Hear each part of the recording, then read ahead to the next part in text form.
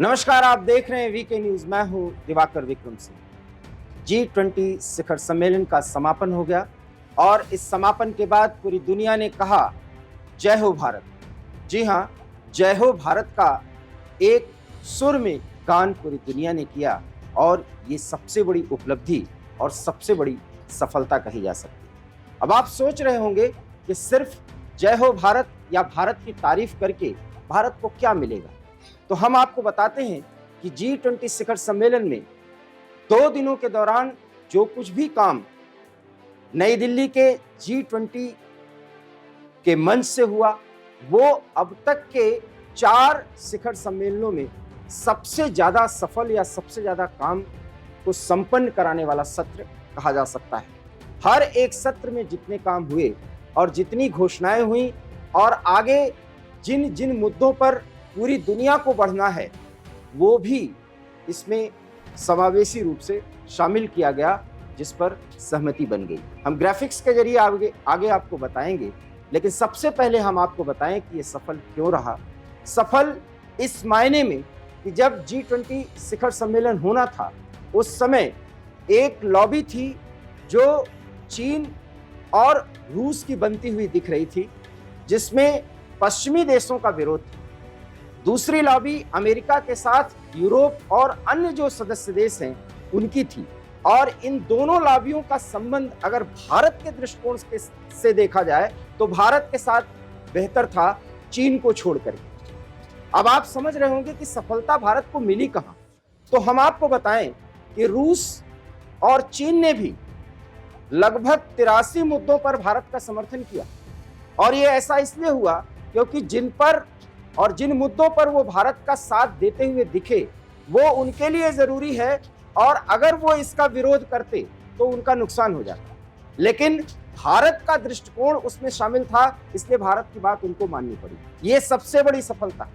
और दूसरी बड़ी सफलता ये है कि 112 मुद्दे, या आप जिसको कह सकते हैं कि जिस पर चर्चा होनी है, जो काम आगे होना है, उस पर सहमति बननी है या बना ली गई है या बनाई जाएगी। इस प्रक्रिया में काफी कुछ काम हो गया और 73 मुद्दों पर तो लगभग पूरी तरह से सहमति बनी। आप ये समझ सकते हैं कि ये सब काम सिर्फ 2 दिन में संभव कैसे हुआ। तो इसके लिए प्रधानमंत्री नरेंद्र मोदी का वो बयान सुना जा सकता है और उसके मायने समझे जा सकते हैं, जिसमें उन्होंने कहा कि ये बेहतर होमवर्क और पूरी दुनिया के साथ बेहतर संपर्क कायम करने का परिणाम है कि भारत अपने अध्यक्षता में G20 को इस मुकाम तक पहुंचाया। जी हां, भारत ने यह दावा किया और इस दावे का समर्थन ऋषि सुनक सहित अमेरिका के राष्ट्रपति जो बाइडेन को करना पड़ा। उनके बयानों में यह देखा जा सकता है, और बाइडेन ने तो यहां तक कहा कि अब तक का सबसे सफलतम G20 का आयोजन नई दिल्ली में किया गया, प्रधानमंत्री नरेंद्र मोदी की अध्यक्षता में किया। वैसे हम आपको जानकारी के लिए बता दें कि G20 शिखर सम्मेलन का समापन हो गया है, लेकिन भारत अभी भी उसका अध्यक्ष है, और अगले नवंबर अर्थात आने वाले 2 महीनों तक भारत उसका अध्यक्ष है, जबकि अध्यक्षता ब्राजील को सौंप दी गई है। ब्राजील में अगला G20 शिखर सम्मेलन होगा। ब्राजील भारत की तैयारियों और भारत की उपलब्धियों को देख करके इतना हतप्रभ है कि ब्राजील की तरफ से यह बयान भी आ चुका है कि G20 शिखर सम्मेलन का दिल्ली का सफल आयोजन ब्राजील कर भी पाएगा या नहीं, इसके लिए हमें बड़ी कड़ी मेहनत करनी पड़ेगी। अब तो आप समझ गए होंगे कि सफलता कहां मिली, सफलता कैसे मिली, ये भी अब आप समझ लीजिए। क्योंकि क्षेत्रीय संप्रभुता और अखंडता की रक्षा सबको करनी चाहिए। आप मतलब समझिए, जबकि अगर भारत की अध्यक्षता न होती तो अमेरिका के नेतृत्व में G20 के मंच से रूस के लिए यह कहा जाता कि वो एग्रेशन के तौर पर जिस तरीके से यूक्रेन को तबाह कर रहा है, उसे पूरी दुनिया की बिरादरी से अलग थलग किया जाए। लेकिन ऐसा नहीं हुआ। आप इस सफलता के मायने समझिए, और वो ये है कि सफलता इस मायने में कि रूस के राष्ट्रपति भारत नहीं आए, लेकिन एक टेलीफोन पर अपनी असमर्थता बताते हुए भारत के दोस्ती पर इतना भरोसा जताया कि दिल्ली में ऐसा कुछ नहीं होगा कि रूस उससे अलग थलग महसूस करेगा। और भारत ने वो कर दिखाया। और ये करने में भारत ने ऐसा नहीं कि रूस से दोस्ती साधी तो और को छोड़ दिया, भारत ने अमेरिका सहित चीन को भी ये मानने पर मजबूर कर दिया कि जो दृष्टिकोण हमारा है इसके साथ आगे बढ़िए, क्योंकि ये भारत अपना दृष्टिकोण किसी पर लाद नहीं रहा है, ये दुनिया में शांति कायम करने की सबसे बड़ी जरूरत है। यही नहीं, भारत ने रूस को भी, अपने दोस्त को भी बता दिया कि एग्रेशन से, आक्रमण की नीति से किसी भी समस्या का समाधान नहीं किया जा सकता। जबकि इसका जिक्र जब भारत ने किया तो सिर्फ यूक्रेन युद्ध का मुद्दा उठाया, 4 बार यूक्रेन शब्द का जिक्र किया गया और वो यूक्रेन वॉर कहा गया, न कि रूस यूक्रेन वॉर कहा गया। इस वॉर की स्थिति में रूस को जो भारत शुरू से समझाता रहा, और प्रधानमंत्री ने जब एक मुलाकात में कहा था कि योर एक्सीलेंसी, ये समय आक्रमण का नहीं है, 21वीं सदी का समय आक्रमण का नहीं है, ये दुनिया डिप्लोमेसी से और बातचीत से, संवाद से किसी भी समस्या का समाधान ढूंढ सकती है। विश्वास कायम होना चाहिए, विश्वास का संकट इसीलिए G20 के इस सम्मेलन में सबसे प्रभावी मुद्दा रहा। क्लाइमेट चेंज, आपको लगता होगा कि क्लाइमेट चेंज एक बहुत आसान सी भाषा है, सामान्य शब्दों में अगर हम आप एक सामान्य नागरिक हैं तो समझिए, पूरी दुनिया के जलवायु में कितना परिवर्तन हुआ कि जब बारिश का समय हो तो सूखा पड़ जाए, और जब सूखे का समय हो अर्थात ड्राई सीजन हो तो वहां पर बारिश हो जाए। बाढ़, भूकंप, गर्मी, शीत, सबकी अति होना, ये क्लाइमेट चेंज है। और इस क्लाइमेट चेंज का असर देशों के आर्थिक विकास पर पड़ता है, क्योंकि कृषि अगर प्रभावित हुई तो पूरी दुनिया की खाद्य समस्या, जो G20 के इस शिखर सम्मेलन में चर्चा का मुद्दा रहा, वो क्लाइमेट चेंज और खाद्य समस्या किस तरह से खत्म हो और दुनिया के जलवायु की स्थिति बेहतर हो, इसके लिए भारत के आह्वान का इतना बड़ा असर हुआ कि ब्रिटेन ने उसमें सबसे बड़ी भागीदारी के लिए अपनी धनराशि की भी घोषणा कर दी।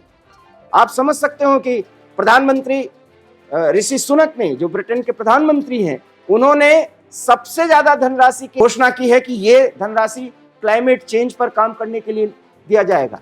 और क्लाइमेट चेंज किसी देश के भूभाग से ही नहीं बंधा हुआ है, क्लाइमेट चेंज का असर पूरी दुनिया पे पड़ता है। और जब दुनिया में खाद्य संकट पैदा होगा, किसी एक देश की उत्पादन क्षमता, कृषि उत्पादन क्षमता प्रभावित होगी, तो उसका असर पूरी दुनिया में होगा, क्योंकि ये ग्लोबल विलेज का कॉन्सेप्ट है। अगर गेहूं की पैदावार, धान की पैदावार और दलहन का उत्पादन या अन्य भी उत्पाद किसी एक देश में जहां सबसे ज्यादा उत्पादन होता है, वो अगर क्लाइमेट, जलवायु खराब होने के कारण, जलवायु के परिवर्तन के कारण वो प्रभावित होगा, तो वो सप्लाई दूसरे देश को नहीं पहुंचेगा। यही खाद्यान्न संकट है और यही संकट से, इसी संकट से पूरी दुनिया जूझ रही है। इस पर भी काम हुआ और साथ ही साथ एक दूसरे की क्षेत्रीय अखंडता का ध्यान रखा जाए। ये रूस को एक तरह से अपने दोस्त के तरफ से और दोस्त के आह्वान पर पूरी दुनिया की तरफ से चेतावनी भी दे दी गई है कि आप एग्रेशन के माध्यम से, आक्रमण के माध्यम से किसी की संप्रभुता या किसी के देश पर कब्जा नहीं कर सकते। अर्थात अब संवाद का ही एक सहारा है जिसके जरिए रूस यूक्रेन युद्ध को समाप्त किया जा सकता है। ये भी घोषणा पत्र की वो प्रमुख उपलब्धियां हैं और इसीलिए ये सबसे बड़ा सफल आयोजन कहा जाएगा, क्योंकि बाली में ऐसा कुछ नहीं हुआ। हम आपको बता दें, क्योंकि रूस यूक्रेन युद्ध अब 1.5 साल से अधिक होने को है, बाली में कुछ भी ऐसा नहीं हुआ था वहां पर जिसमें रूस को भी मित्रवत तरीके से बांधा जाए। और चीन की जितनी भी गतिविधियां हैं, विशेष करके उसकी आर्थिक गतिविधि, आर्थिक तानाशाही, उस पर लगाम कसने के लिए जो इकोनॉमिक कॉरिडोर बना दिया गया है, वो VRO, one belt one road concept, जिसके माध्यम से चीन पूरी दुनिया पर एकाधिपत्य करने की कोशिश कर रहा है, उसको चेक कर लिया गया है, उसका एक विकल्प दे दिया गया है और उसके माध्यम से पूरा यूरोप मिडिल ईस्ट, भारत और अमेरिका एक साथ व्यापार से जुड़ जाएंगे। आप समझ सकते हैं कि पूरी दुनिया को चीन का विकल्प दे दिया गया है, वन बेल्ट वन रोड, जिसके माध्यम से गरीब देशों को, बड़े देशों को, यहां तक कि अमेरिका जैसे देशों को, यूरोप के कई देशों को, अफ्रीका को, इसी के माध्यम से चीन अपने साथ जोड़ता है, आसान से शर्तों पर कर्ज देता है, उनके पोर्ट्स के विकास के नाम पर उस पर कब्जा करता है और फिर उनके संसाधनों का दोहन करके अपने देश का विकास करता है। ये है साम्राज्यवादी सोच। और उसके विकल्प में जिन 8 बड़े देशों के साथ, और जिसमें संघ भी अब शामिल हो गए हैं, उनके साथ इकोनॉमिक कॉरिडोर स्थापित कर लिया गया है। अब आप समझ सकते हैं, जापान के साथ जो बातचीत हुई, ऑस्ट्रेलिया के साथ जो बातचीत हुई, उसमें G20 के माध्यम से इन मुद्दों को लेते हुए और 1-to-1 वार्ता में जो बातचीत हुई, उसके मायने समझिए, चीन को अब घेर लिया जाएगा। G4 का जो कंसेप्ट है, मतलब साफ है कि सिर्फ 2 दिनों में भारत ने अपने दृष्टिकोण से पूरी दुनिया को यह समझाने की कोशिश की है कि नव साम्राज्यवादी दृष्टिकोण से चीन जिस तरह से पूरी दुनिया पर एकाधिपत्य करने की कोशिश कर रहा है, युद्ध की स्थितियां, परिस्थितियां बन रही हैं, उस पर लगाम कसने के लिए वसुधैव कुटुंबकम के भाव से one earth, one family, one future का कंसेप्ट लाया जाए, जिसमें गरीब से गरीब देश को शामिल किया जाए और अगर उसके आर्थिक और सामाजिक स्थितियों को बड़े देश या विकासशील देश मिल करके सहयोग की भावना से उसको एक स्तर पर ला करके खड़ा करते हैं, तो विषमता खत्म होगी और उस स्थिति में सामाजिक विकास के साथ शांति की स्थिति पैदा होगी, अराजकता की स्थिति खत्म होगी, आतंकवाद का खात्मा होगा। राज्य प्रायोजित आतंकवाद,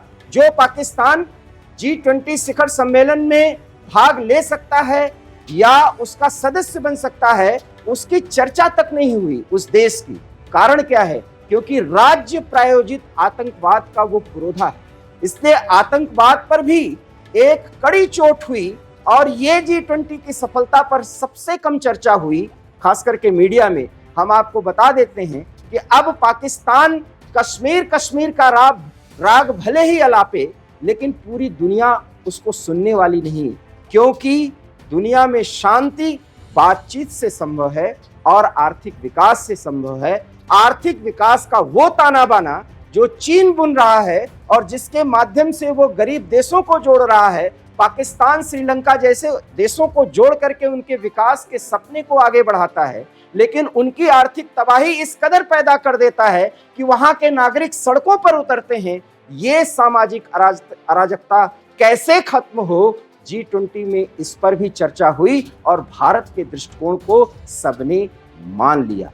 मतलब दुनिया में शांति संभव है, दुनिया में आर्थिक विकास संभव है, तो वो तभी जब पूरी दुनिया को एक परिवार की तरह माना जाए, पूरी दुनिया के हर एक देश को एक दूसरे की सीमाओं के रक्षा करने का अधिकार और उसका सम्मान, उसको सुरक्षित किया जाए और सभी राष्ट्र एक अंतरराष्ट्रीय कानून के दायरे में बंधे रहें और कोई उसका अगर उल्लंघन करे तो सब मिलकर के उसे रोकने की कोशिश करें। राजनयिक पहलू के तहत, राजनयिक माध्यम से उस पर लगाम कसने की कवायद करें, इस पर भी सहमति बनी। इसीलिए हम कह रहे हैं G20 का ये शिखर सम्मेलन अब तक के सभी शिखर सम्मेलन में सबसे बड़ा और सबसे सफल आयोजन कहा जाएगा और इसके लिए भारत की तारीफ 140 करोड़ के आवाम की तारीफ है। न सिर्फ तारीफ है, बल्कि हर एक भारतीय का सीना गर्व से चौड़ा हो जाता है। आने वाले G20 शिखर सम्मेलन जो ब्राजील में होगा, भारत की इन उपलब्धियों को आगे ले जाने की कोशिश और कवायद में ब्राजील की जनता और वहां की सरकार पूरी तरह से जुटेगी। भारत ने ये भी रास्ता ब्राजील को दिखा दिया है। फिलहाल इस विशेष प्रस्तुति और विश्लेषण में इतना ही।